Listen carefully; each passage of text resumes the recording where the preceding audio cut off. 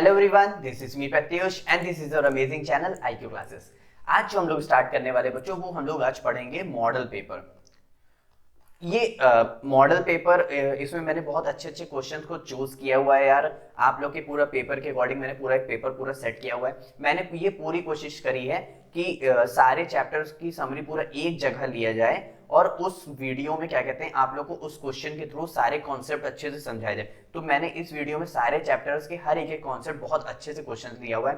तो ये आप लोग की प्रैक्टिस के थ्रू आप लोग की बहुत अच्छी प्रैक्टिस हो जाएगी, क्योंकि आप लोग ने स्पेसिमेन पेपर तो लगाया ही हुआ है और आप लोग ने बोर्ड का भी पेपर लगाया होगा और लास्ट 5 इयर्स के भी क्वेश्चंस लगाए होंगे। ये सब हमारी प्रैक्टिस के लिए है। इन सब में से कोई क्वेश्चन वापस रिपीट हो गया मैं ये नहीं कह रहा, लेकिन इससे आप लोग की प्रैक्टिस हो जाएगी। और सब मान लेते हैं कि आप लोग के पेपर में जैसे मान लेते हैं कोऑर्डिनेशन कंपाउंड से क्वेश्चन आया।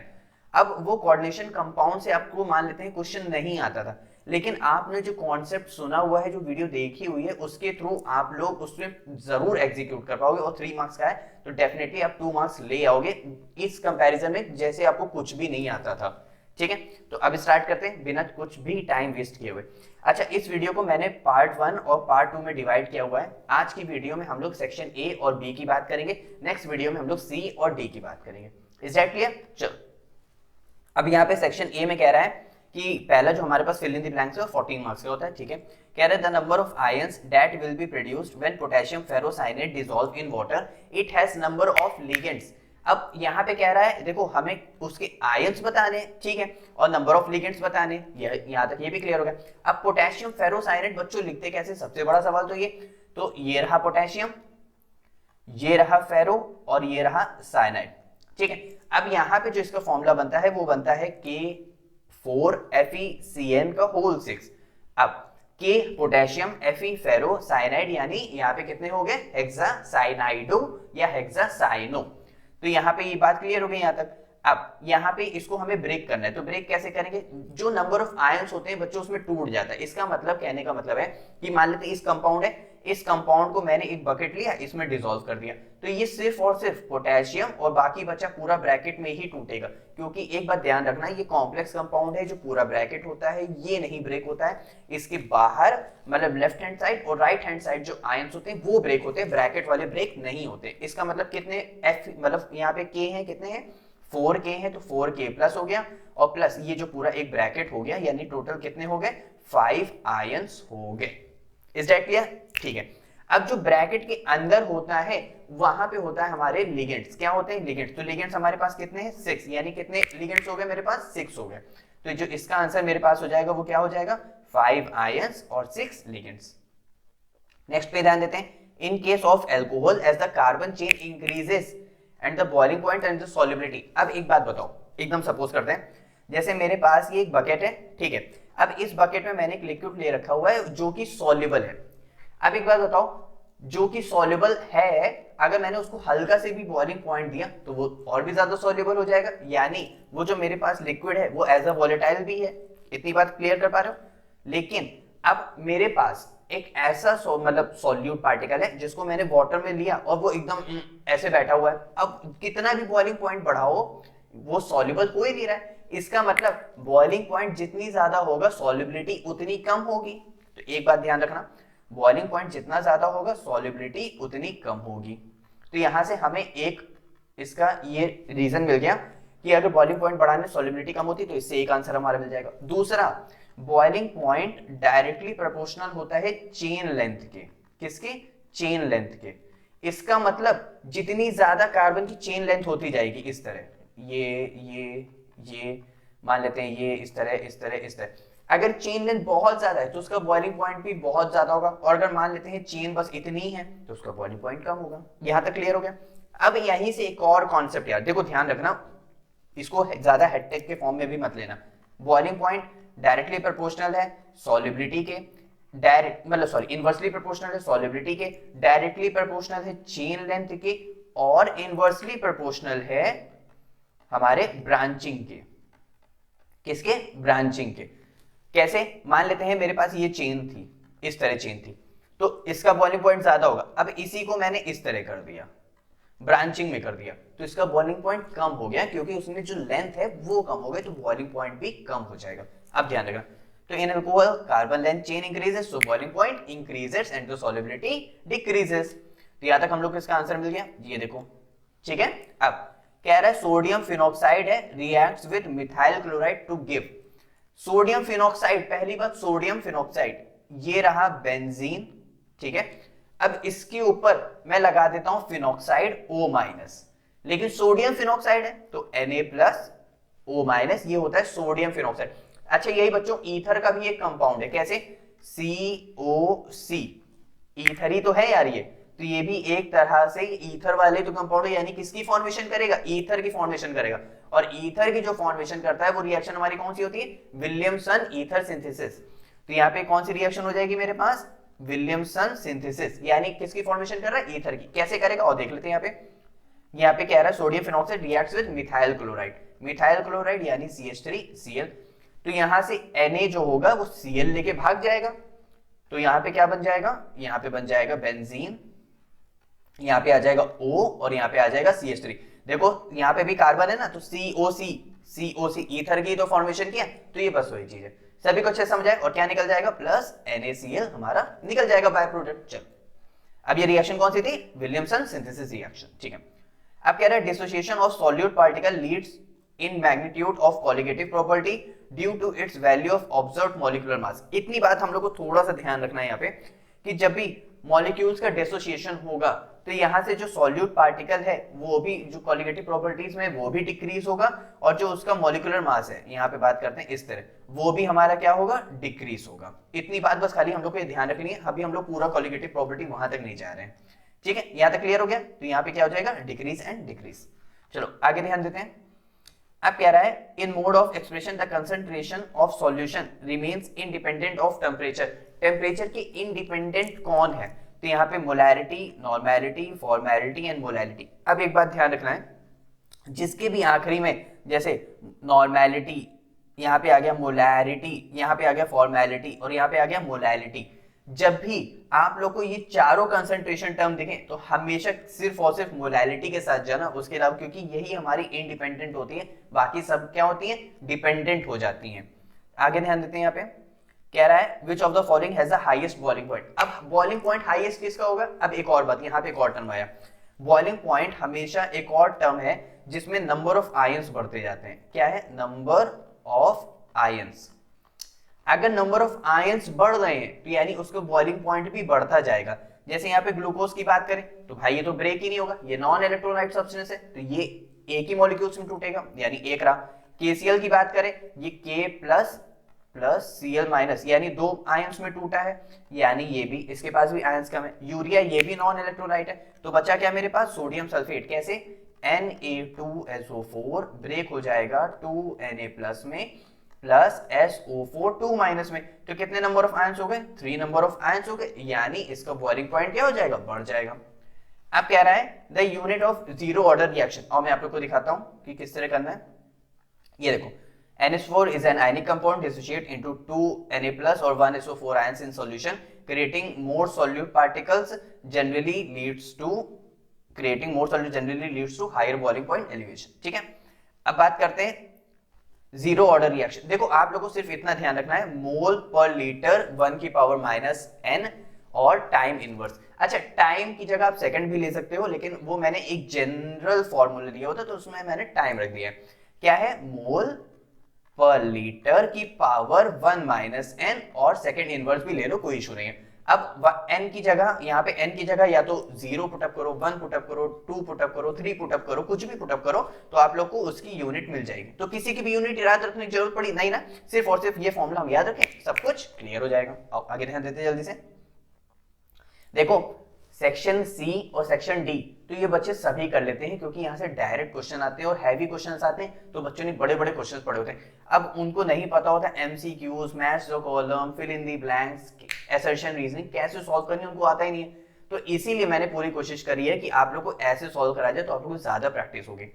If the concentration of reactant is doubled in, अच्छा मैंने इसमें असर्शन रीजनिंग नहीं लिया हुआ, वो उसका एक रीजन ये है कि असर्शन रीजनिंग किसी भी चैप्टर से आ सकती है और वो कुछ भी पूछी जा सकती है। जैसे मैं आप लोग को यहाँ पे तरीका बताऊंगा, फिर उस तरीके से आप हो सकता है कंफ्यूज हो जाओ। वो ऑर्गेनिक में तरीका, देखो असर्शन रीजनिंग का तीन मेथड है, फिजिकल, इनऑर्गेनिक और ऑर्गेनिक, तीनों का अपना अपना मेथड है। तो इसीलिए वो चाहे तो आप याद कर सकते हो, जैसे प्रैक्टिस करके जाओ आप लोग को अपने आप ही वो समझ आएगा। If the concentration of reactant is doubled in a first order reaction, so the rate constant क्या होगा, रेट कांस्टेंट भी हमारा डबल हो जाएगा। कैसे कह रहा है, कंसंट्रेशन उसने डबल्ड किया फर्स्ट ऑर्डर रिएक्शन। अच्छा, फर्स्ट ऑर्डर रिएक्शन हमारी कौन सी थी, फर्स्ट ऑर्डर रिएक्शन जो थी हमारी K = 2.303 अपॉन में T log, यहाँ पे A ले ले या फिर A - x ले ले या फिर R0 अपॉन R ले ले, मतलब R अपॉन R0 सॉरी, तो हम लोग कुछ भी ले ले उससे कोई फर्क तो पड़ता नहीं यार। तो अगर हम लोग इसका रेट बढ़ा रहे हैं, यानी यहाँ पे R = K A की पावर, अगर हमने A डबल किया तो जाहिर सी बात है हमारा रेट क्या हो जाएगा, डबल हो जाएगा। सो रेट कांस्टेंट हमारा क्या हो जाएगा, डबल हो जाएगा। चलो आगे ध्यान देते हैं, यहाँ पे कह रहा है aldehydes are more reactive than ketones. अच्छा, ये क्वेश्चन बहुत बार पूछा गया है, एल्डिहाइड जो है वो कीटोन से ज्यादा रिएक्टिव होते हैं, क्यों? इसका मतलब रिएक्शन में एल्डिहाइड पहले पार्टिसिपेट कर रहे हैं, कीटोन बाद में पार्टिसिपेट कर रहे हैं, ऐसे ध्यान रखना। अब कीटोन क्या होते हैं बच्चों, यहाँ पे ध्यान दो, कीटोन होता है CH3 C double bond O CH3, ये हमारा होता है कीटोन, ठीक है। अब उसकी बात करते हैं एल्डिहाइड की, तो CH3 C double bond OH, एक एल्डिहाइड ये भी है और एक एल्डिहाइड ये भी है। अब दोनों में कार्बोनिल कंपाउंड, मतलब तीनों में कार्बोनिल कंपाउंड है, तो इलेक्ट्रोनेगेटिव डिफरेंस आएगा, यानी इसके ऊपर आएगा माइनस चार्ज, यहाँ पे आएगा प्लस चार्ज, इसके ऊपर आएगा माइनस चार्ज, यहाँ पे आएगा प्लस चार्ज, सेम एज इधर भी होगा, ठीक है। अब कोई एक न्यूक्लियोफाइल आएगा जो कार्बन पे अटैक करेगा, कोई एक न्यूक्लियोफाइल आएगा जो कार्बन, अब यहाँ पे ध्यान दो भाई, यहाँ पे तो दोनों साइड से बल्की ग्रुप है, यानी H, मतलब न्यूक्लियोफाइल को आने में दिक्कत होगी, यानी यहाँ पे स्टेरिक हिंड्रेंस बहुत ज्यादा है, यहाँ पे इधर साइड से इजीली अटैक कर सकता है, और भाई यहाँ पे तो बहुत आसानी से अटैक कर सकता है। इसीलिए एल्डिहाइड जो होते हैं ना बच्चों, वो मोर रिएक्टिव होते हैं देन कीटोन्स। अब मैं आप लोग को इसका रीजन भी दिखा देता हूँ जल्दी से, कि आप लोग लिखोगे कैसे, due to the presence of hydrogen atom on the carbonyl group aldehydes and more easily oxidised than ketones. एक रीजन ये है। डिक्रीजिंग ऑर्डर बात करें, जैसे देखो फॉर्मेल्डिहाइड, ये हमारा क्या है एसिटाल्डिहाइड, और ये हमारा क्या है कीटोन है बच्चों, ठीक है। और इसका दूसरा रीजन जो कि बहुत इजी है, जो मुझे भी बहुत पसंद है, due to steric hindrance alkyl groups are bigger than size of hydrogen atom, so they can cause more steric hindrance and make the approach the nucleophile difficult to the carbonyl group। जैसे यहाँ पे ध्यान दे सकते हैं, ये देखो यहाँ पे एक कीटोन ग्रुप है और एक एसिटाल्डिहाइड ग्रुप है, न्यूक्लियोफाइल यहाँ पे इजीली अटैक कर पा रहा है, लेकिन यहाँ पे बल्की ग्रुप होने की वजह से उसको थोड़ी सी डिफिकल्टी शो कर रहा है, ठीक है। और ये आप लोग के याद करने के लिए, अगर मान लो भूल जाओ, more alkyl group more steric hindrance, ये मैंने इसलिए लिख दिया, ठीक। अब आगे ध्यान देते हैं। अब कह रहा है रायमन-तेलमान रिएक्शन और कोलबे-श्मिट रिएक्शन। अच्छा, ये तो भाई अब तो मेरे ख्याल से आप लोगों को पढ़ते पढ़ते पूरे साल में भी याद हो गई होगी, बहुत बार पूछी जाती। अब ये पहले मैं उन बच्चों के लिए लिख रहा हूं जो मतलब भूल जाते हैं यार, कोई बात नहीं, होता है। कैसे, यहाँ पे ध्यान देते हैं, जैसे मान लेते हैं मैंने यहाँ पे लिख दिया OH, ये मतलब उस तरह है कि मान लो आपको जैसे ABCD के फॉर्म में जो रिएक्शन आती है वहां पे आप फंस जाओगे, लेकिन अगर यहाँ पे डायरेक्ट पूछ रहा है ना रायमन-तेलमान रिएक्शन, तो ये डायरेक्ट आप लोग की काम आ जाएगी। कैसे, बस खाली आप लोग को कुछ नहीं करना है, पहले में आप लोग को क्लोरोफॉर्म लेना है, नहीं वो वैसे नहीं लेना है, यहाँ पे लेना है CHCl3, ठीक है। दूसरे में आप लोग को NaOH लेना है, और तीसरे में आपको H+ लेना है।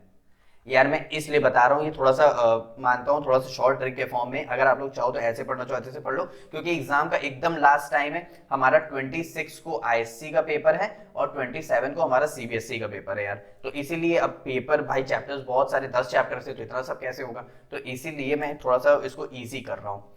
और बन जाता है हमारे पास सैलिसल्डिहाइड, तो यहाँ पे क्या आ जाएगा OH और यहाँ पे आ जाएगा CHO, बस। मतलब जो भूल जाते हैं, अब जिनको लगता है कि हमें पूरा पढ़ना चाहिए, तो यहाँ पे ध्यान देते हैं, पहले हम लोग क्लोरोफॉर्म लेते हैं CHCl3, तो यहाँ से हमारे पास सोडियम फिनॉक्साइड और ये CHCl2 का फॉर्मेशन करता है, जो कि इंटरमीडिएट है, जो कि क्या है इंटरमीडिएट। अब यही CHCl2 जो है बदल जाता है CHO में, फिर H+ कराते हैं, तो वहां पे क्या है OH- है और क्या है H+ है, तो वो OH- NaOH के साथ निकल जाता है और H+ आके यहाँ पे जुड़ जाता है, जो कि हमारा सैलिसल्डिहाइड बन जाता है, ठीक है। कोई भी डाउट है? देखो इसका कोई और वे नहीं है, इसकी मैकेनिज्म नहीं आती है, और अभी हमें पढ़ने की कोई जरूरत है भी नहीं। अब आगे ध्यान देते हैं। अब कोलबे-श्मिट रिएक्शन भी सेम ही ऐसे ही है भाई, खाली आप लोग क्या करना, पहले में NaOH लेना, दूसरे में CO2 लेना और तीसरे में H+ लेना। कोलबे में सैलिसिलिक एसिड, कोलबे, अच्छा ऐसे ध्यान कर लो, कोलबे से हम लोग को मिल रहा है कौन सा, कार्बोक्सिलिक एसिड, और जो हमारा रायमन तेनमान रिएक्शन उससे हम लोग को मिल रहा है एल्डिहाइड। ऐसे याद कर लो तो शायद थोड़ा सा ध्यान रहे। और दोनों में फिनॉल तो है ही, ये देखो दोनों में फिनॉल तो है ही, इसीलिए मैं कह रहा हूं। और बन जाता है क्या, सैलिसिलिक एसिड। अच्छा होता कैसे है, यहाँ पे क्लोरोफॉर्म नहीं है तो यहाँ पे CHCl2 नहीं आएगा, ठीक है, यहाँ पे सिर्फ और सिर्फ सोडियम फिनॉक्साइड का फॉर्मेशन हो रहा है, ठीक है। आपके पास CO2 इसलिए रिएक्ट कराते हैं क्योंकि यहाँ पे COOH हमें लाना होता है बच्चों, जो कि यहाँ पे भी एक इंटरमीडिएट बनता है, लेकिन मैंने डायरेक्ट H+ करके आप लोग को दिखाया ताकि आप लोग को कोई कंफ्यूजन ना हो और ऐसा ये ना लगे कि बहुत बड़ी रिएक्शन इतना कैसे याद होगा, मुश्किल होगा, ठीक है। चलो अब आगे ध्यान देते हैं। अब बात करते हैं इसके ई पार्ट पे। अच्छा ई पार्ट का पहले क्वेश्चन क्या है वो तो देख लें। कह रहा है two differences between molecularity and order reaction. अच्छा अब एक बात मतलब एक बात यहाँ पे, और मैंने यहाँ पे इसको डेफिनेशन के फॉर्म में भी लिख दिया है कि कभी कभी ये भी क्वेश्चन मैंने देखा है आए, मतलब उनके बच्चों के प्री बोर्ड के पेपर में देखा, जिनको पढ़ाता हूँ उनके बच्चों के प्री बोर्ड पेपर मैंने देखा हुआ है, उसमें उन्होंने पूछा गया what is order and molecularity and one reaction, मतलब ये ऐसे क्वेश्चन पूछा है वन एग्जांपल के फॉर्म में। तो मैंने इसको डेफिनेशन फॉर्म में भी लिख दिया ताकि आप लोगों को डेफिनेशन फॉर्म में भी क्लियर हो जाए और उसका डिफरेंस तो क्लियर हो जाएगा। ऑर्डर क्या होता है, the order of a reaction is the sum of the power of concentration, मतलब जैसे ये हमने रेट कांस्टेंट लिखा हुआ है, ठीक है, तो ये रहा R हमारा रेट, K रेट कांस्टेंट, और कंसंट्रेशन की पावर जो होती है ना X + Y, इसी को हम लोग बच्चों बोलते हैं ऑर्डर। अगर मान लेते हैं यहाँ पे 1 + 1 होता तो यहाँ पे ऑर्डर कितना हो जाता, 2 हो जाता, ठीक है। अगर यहाँ पे 0 होता यहाँ पे 1 हो जाता तो ऑर्डर 1 हो जाता, ठीक है। आगे ध्यान देते हैं। अब जो कि अब मॉलिक्युलरिटी की बात करते हैं तो total number of molecules atom ions participating in an elementary reaction is called molecularity. अच्छा एक बात बताओ यार कि रिएक्शन तो होगी होगी, एलिमेंट्री का मतलब होता है बच्चों एक स्टेप में होना, एलिमेंट्री का होता है बच्चों एक स्टेप में होना, जैसे एक स्टेप में रिएक्शन हो रही तो जो, अच्छा एक स्टेप में रिएक्शन हो रही है इसका रेट लिख के दिखाओ मुझे, जैसे R = K HI की पावर हो गई 2, यानी इसका ऑर्डर क्या हो गया बच्चों, 2 हो गया। अब क्योंकि हम लोग सिर्फ और सिर्फ किसका लिखते हैं, रिएक्टेंट का रेट लिखते हैं, प्रोडक्ट का रेट नहीं लिखते हैं, हम लोग सिर्फ और सिर्फ इनिशियल कंसंट्रेशन सिर्फ रिएक्टेंट का लिखते हैं। यहां तक क्लियर हो गया, ठीक है। तो हमको इसका रेट पता, वो मॉलिक्युलरिटी पता चल, तो इसका मतलब भाई ऑर्डर भी यही है, मॉलिक्युलरिटी भी यही है, तो इसका मतलब जब भी एलिमेंट्री रिएक्शन होगी बच्चों तो हमेशा जो ऑर्डर होगा वही मॉलिक्युलरिटी होगी, उसमें कोई भी चेंज नहीं होगा। बस खाली एक ध्यान रखना कि it can not be zero, भाई जीरो है, मॉलिक्यूल ही नहीं, तो रिएक्ट कैसे करेगा, आधा मॉलिक्यूल, पौना मॉलिक्यूल, 1 किलो मॉलिक्यूल कैसे रिएक्ट करेगा यार, तो मतलब कुछ ना कुछ तो होना चाहिए ना। जैसे यहाँ पे एक मॉलिक्यूल है तो N2O5, बस ये चीज है। और ये क्या है, थ्योरेटिकल कॉन्सेप्ट, मैं देख के तो बता रहा हूँ। अच्छा एक मॉलिक्यूल है, हाँ 2 मॉलिक्यूल है, हाँ, और ऑर्डर तो हमें उसका रिएक्टेंट मतलब उसकी पावर लिख के वैसे कैलकुलेट करना पड़ता है। अब आगे ध्यान देते हैं। अब क्या रहा है, सेक्शन बी में हम लोग आ गए हैं, 20 मार्क्स का है, ध्यान रखना थोड़ा सा हैवियर है, यानी 20 + 14 हमारे पास 34 मार्क्स हो गए हैं अभी। कह रहा है identify the unknown in the following sequence of reaction, ठीक है, A B C और ये यहाँ पे D, मतलब D नहीं पूछ रहा है फिर भी मैंने लिख दिया है यहाँ पे D फाइंड करना है। कैसे करेंगे यहाँ पे ध्यान देते हैं। अब एक बात बताओ, ये हमको क्या लिखा हुआ है, एसिटिक एसिड, ये क्या है बच्चों, एसिटिक एसिड, मैं लिख दे रहा हूँ यहाँ पे, हो सकता है बहुत से बच्चों को नाम भूल जाते हैं, कोई बात नहीं। एसिटिक एसिड का दूसरा नेम एथेनोइक एसिड, ठीक है। अब कह रहा है CaO मतलब CaOH का होल ट्वाइस यानी कैल्शियम हाइड्रोक्साइड के साथ रिएक्ट कराना है।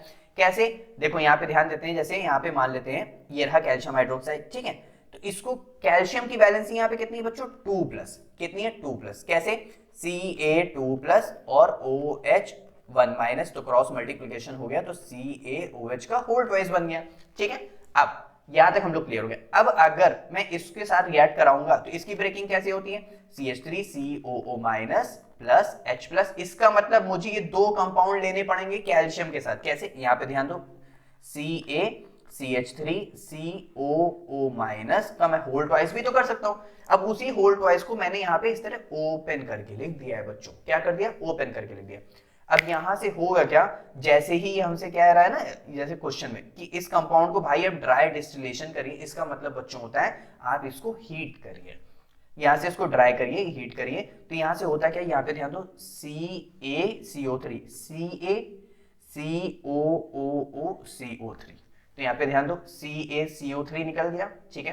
बच गया मेरे पास, क्या बच गया, कैल्शियम, मतलब सॉरी ये पूरा का पूरा बच गया क्योंकि CaCO3 निकल गया। तो ये मेरे पास क्या मिल गया मुझे, एसीटोन। बच्चों क्या मिल गया, एसीटोन, जिसका IUPAC नेम क्या होता है, प्रोपेनोन, ठीक है। अच्छा यहाँ पे ठीक है। अब फिर वही बात है, कार्बोनिल कंपाउंड है तो यहाँ पे माइनस आएगा, यहाँ पे प्लस चार्ज आएगा। HCl की ब्रेकिंग कैसे होती है, प्लस माइनस, CN कहाँ पे अप्रोच करेगा, इसके पास, H कहाँ पे आएगा, इसके पास, तो ये बन जाएगा इस तरह।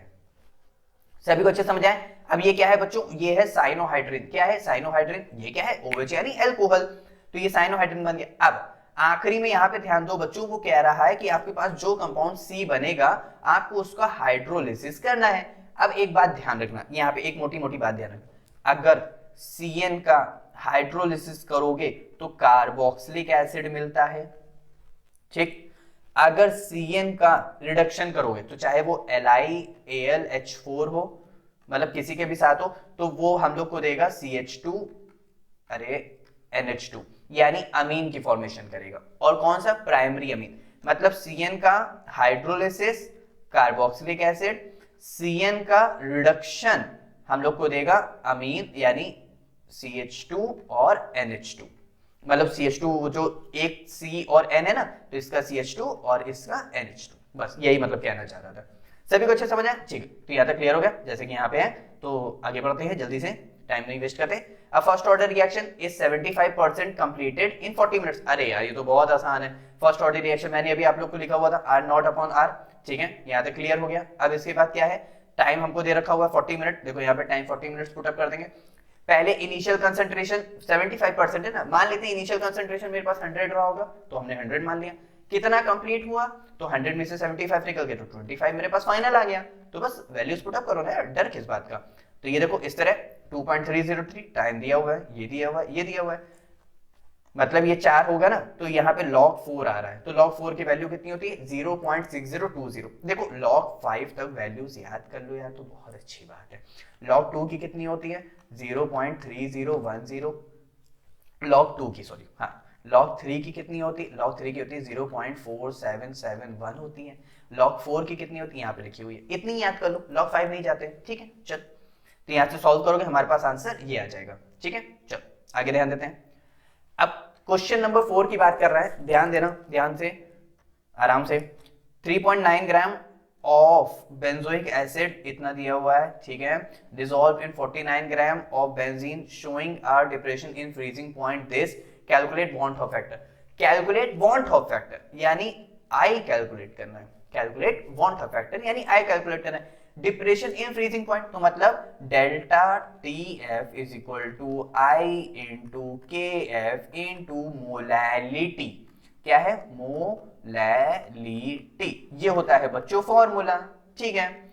अब इसके बाद इसको कैसे आगे एग्जीक्यूट करें, तो यहाँ पे ध्यान देते हैं कि हम लोग को क्या दिया हुआ था, देखो 3.9 ग्राम यानी मास दे रखा है। अच्छा, मोलैलिटी का formula number of moles of solute upon mass of solvent in kg, ठीक। Number of moles of solute कितना दिया हुआ है, 3 मतलब निकालना है ना, 3.9। देखो ये हमको दे रखा हुआ है मास, उसी का मॉलिक्यूलर मास बेंजोइक एसिड का कितना होता है, 122। आप लोग कैलकुलेट करोगे कैसे, C6H5COOH है, यानी कार्बन 12 इंटू में 6। अच्छा कार्बन 7 है तो मैं इसको 7 कर लेता हूँ। H कितने, 3 2 5 मतलब 6, तो 1 इंटू 6 हो गया। ऑक्सीजन कितने हैं, 16 इंटू में 2 हो गया। बस सिंपल है यार, तो इसको कैलकुलेट करोगे 122 आएगा। आगे ध्यान देते हैं, तो ये आ गया हमारे पास number of moles upon mass of solvent, लेकिन इन केजी, तो ये ग्राम में दिया हुआ था तो 1000 से मल्टीप्लाई कर दिया तो केजी में चेंज कर दिया। आगे ध्यान देते हैं यहाँ पे, तो डेल्टा TF देखो हमको पुटअप दे रखा हुआ था, KF ये रहा, मोलैलिटी ये रही। KF हम लोग को क्वेश्चन में दे रखा था ना, हाँ ये देखो क्वेश्चन में दे रखा हुआ है, और हम लोग को वो भी दे रखा हो, तो इसी सॉल्व हो गया यार। चलो आगे ध्यान देते हैं यहाँ पे, तो आई की वैल्यू यहाँ से हम लोग ने सॉल्व कर ली। अब क्या रहा है, right the electronic configuration of Cu plus, इस फॉर्म में लिखना है। अच्छा, और बताना है पैरामैग्नेटिक है डायमैग्नेटिक है, तो पहले मैं आप लोग को Cu का भी लिख के दिखाता हूँ। Cu की मतलब इसका नंबर क्या होता है, एटॉमिक नंबर, तभी तो लिख पाएंगे। Cu का बच्चों एटॉमिक नंबर होता है हमारे पास 29, तो इसको लिख। अच्छा ये एक्सेप्शन है, ध्यान रखना, ये और क्रोमियम, क्योंकि ये क्या होते हैं, 4s1 होते हैं और 3d5 होता है क्रोमियम, 4s1 होता है, 3d10 होता है कॉपर। कैसे लिखेंगे यहाँ पे ध्यान देते हैं, 1s2 2s2 2p6 10 हो गए, ठीक। 3s2 3p6 18 हो गए, ठीक। होना चाहिए था 4s2 20 और 3d10 वो 3d9 यानी 29, लेकिन ये एक्सेप्शन है तो 4s1 3d10 चला गया। क्यों? Due to fully filled, due to fully filled electronic configuration, due to fully filled electronic configuration, सिर्फ इसलिए। अब ए कैसे निकलेगा? तो आउटर मोस्ट से निकलता है। तो आउटर मोस्ट कौन सा होता है? S orbital. तो 4s में से एक इलेक्ट्रॉन निकल गया तो 0 हो गया, तो हमारे पास 3d हो गया, यानी फुल्ली फिल्ड है, सारे इलेक्ट्रॉन फिल्ड है। कैसे? ये रहा d इलेक्ट्रॉन, तो 1 2 3 4 1 2 3 4 5 5 होते हैं ना, तो इसीलिए एक एक दो दो इलेक्ट्रॉन हर 5 में भर देंगे, यानी कितने हो जाएंगे? 10 हो जाएंगे। कैसे? ये रहा इस तरह 1 2 3 4 5, तो 1 2 3 4 5 6 7 8 9 10, एक भी अनपेयर्ड इलेक्ट्रॉन नहीं तो पैरामैग्नेटिक नहीं होगा, तो क्या हो जाएगा? डायमैग्नेटिक, तो डायमैग्नेटिक हो गया, ठीक है। आगे ध्यान देते हैं। अब कह रहा है इसके IUPAC नेम करने हैं Cr से, मतलब CrNH3 का होल 6 और 3+। देखो अब सबसे पहले एक ट्रिक पे आते हैं। यहाँ पे सबसे पहले नेमिंग करना लिगेंड की, ठीक, फिर सेंट्रल मेटल एटम की, फिर ऑक्सीडेशन स्टेट की।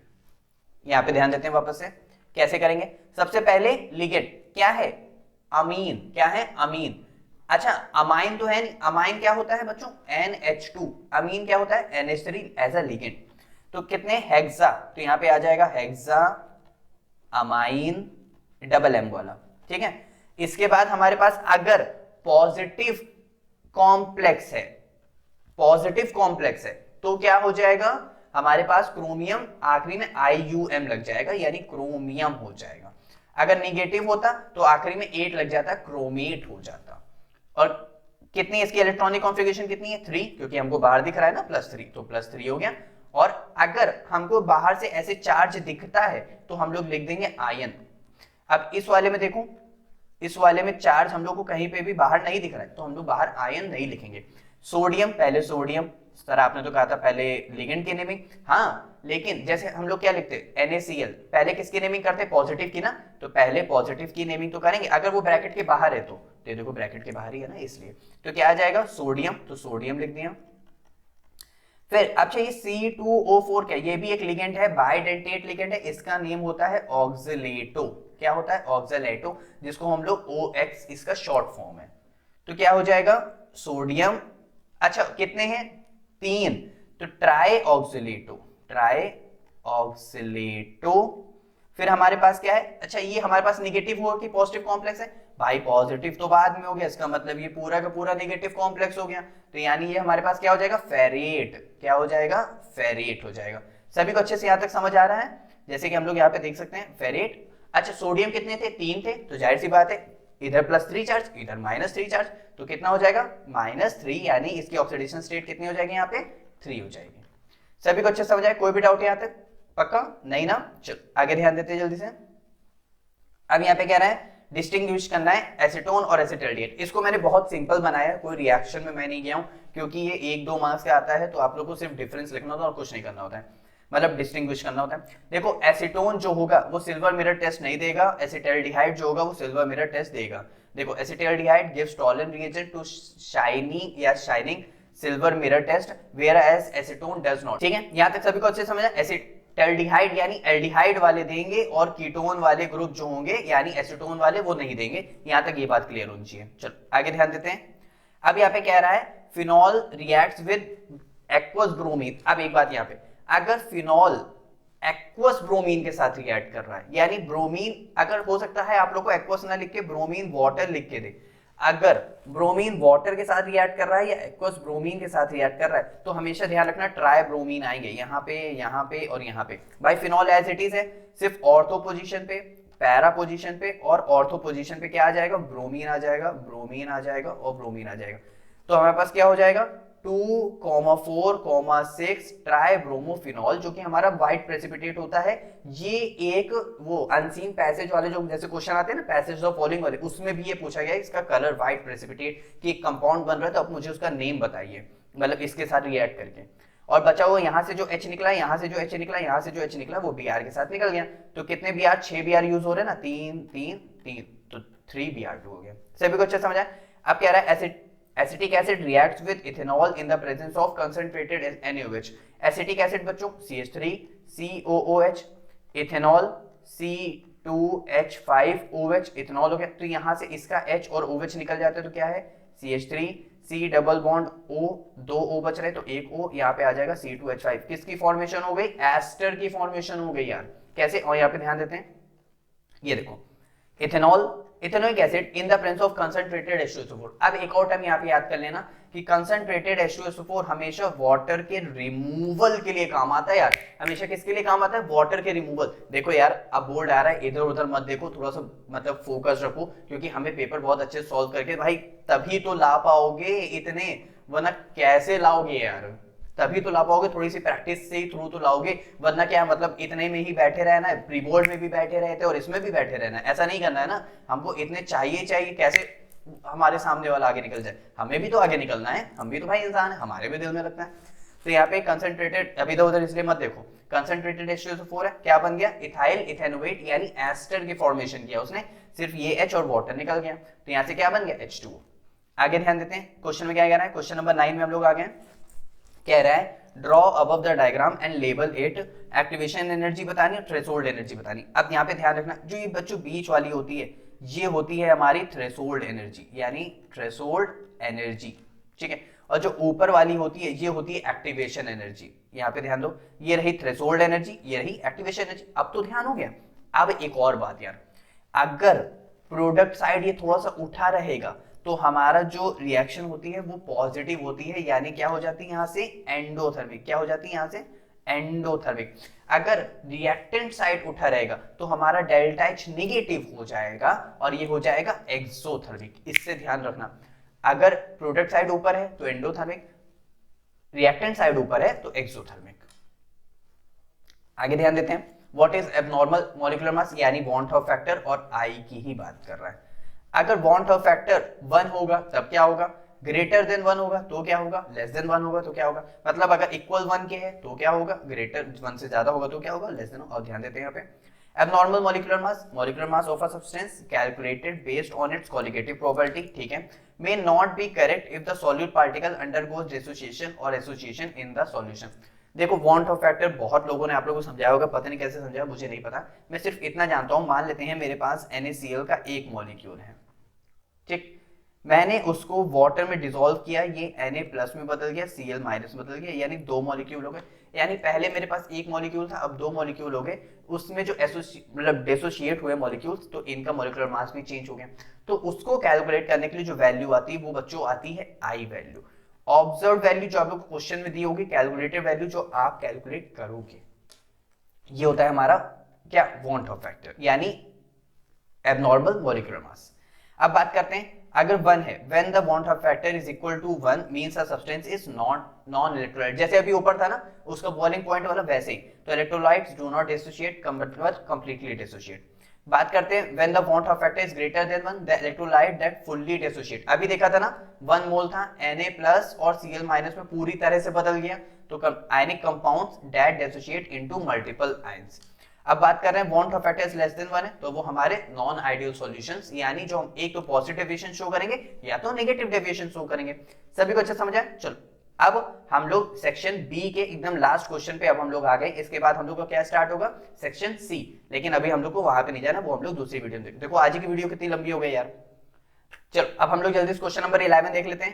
क्वेश्चन नंबर 11 में क्या कह रहा है? Why does a soda bottle fish on opening at room temperature. मतलब ऐसा क्यों करता है? ड्यू टू, यहाँ पे ध्यान रखना हेनरीज लॉ के थ्रू ही होता है, इतना ध्यान रखना। High pressure in the bottle forces more CO2 into the solution, ठीक है।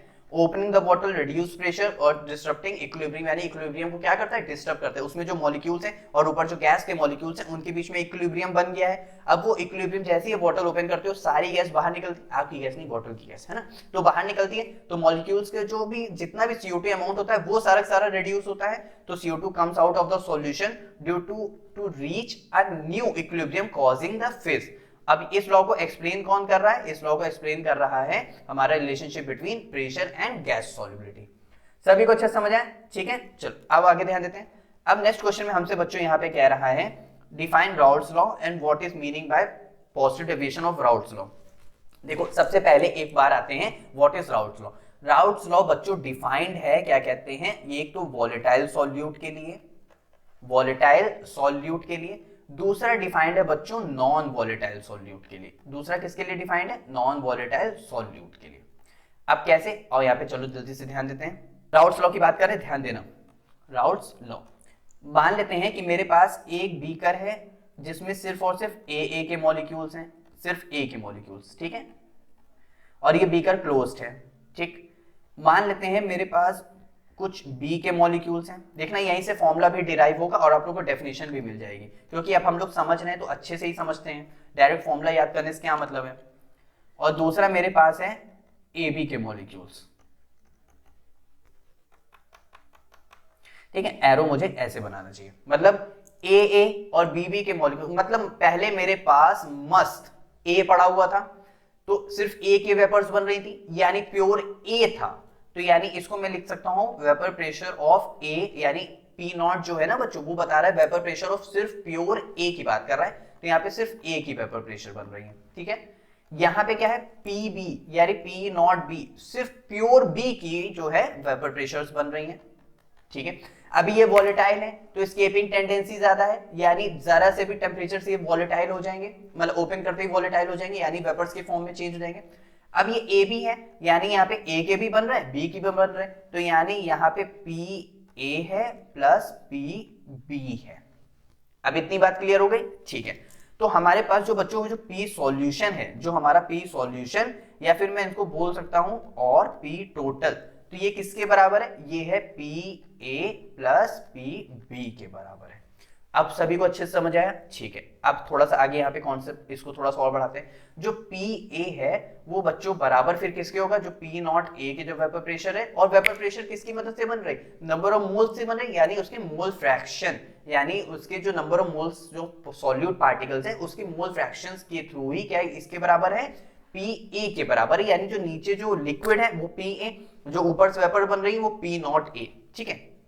तो यानी मैं इसको क्या लिख सकता हूं यहाँ पे, P naught A X A के बराबर है plus P naught B X E, यानी उसके मोल फ्रैक्शन के बराबर है, ठीक है। तो इसका मतलब जो पार्शियल वेपर प्रेशर है वो किसके बराबर है, मोल फ्रैक्शन के बराबर है। सभी को अच्छा समझ आया। तो ये था हमारा राउल्ट्स लॉ का फॉर्मूला, लेकिन ये राउल्ट्स लॉ का कौन सा है, ये है राउल्ट्स लॉ का वॉलेटाइल लिक्विड का, वॉलेटाइल लिक्विड का।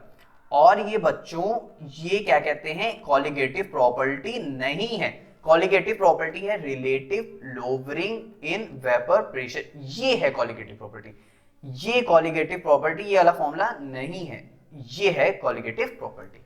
सभी को अच्छे समझ आए, चलो यहां तक क्लियर हो गया। अब कह रहा है उसके बाद पॉजिटिव डेविएशन। अब यहां पे ध्यान दो, देखो जो राउल्ट्स लॉ को फॉलो करते हैं वो हमारे होते हैं आइडियल सॉल्यूशन, जो राउल्ट्स लॉ को फॉलो नहीं करते हैं वो बच्चों होते हैं नॉन आइडियल सॉल्यूशन। वो क्या होते हैं बच्चों, नॉन आइडियल सॉल्यूशन। तो आइडियल सॉल्यूशन तो सिंपल से जो राउल्ट्स लॉ को फॉलो करें, इट डज ओबे राउल्ट्स लॉ।